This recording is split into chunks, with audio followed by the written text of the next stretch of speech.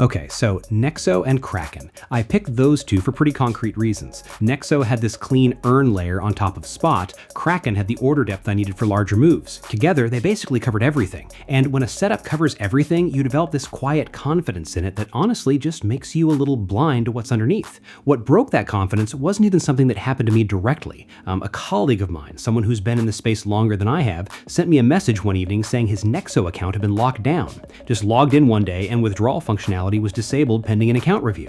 And I remember my first instinct was to look for what he must have done wrong, because that's how we're conditioned to think about these things. If something goes wrong, there's a reason, and the reason is probably on the user's end. But the more he walked me through it, the clearer it became that there was no reason. Normal account, normal activity, nothing flagged by any logical standard, just caught in something he had no visibility into and no lever to pull.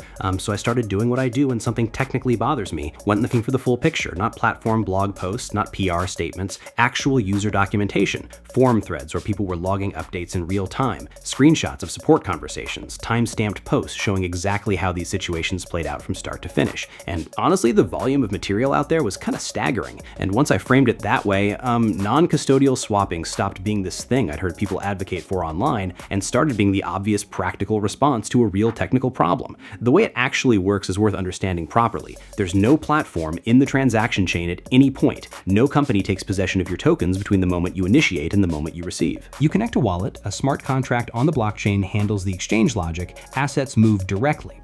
The reason nothing can get frozen mid-transfer is because there's no intermediate holding state for anything to get frozen in. It's not a policy choice by some trustworthy company. The possibility is just structurally absent.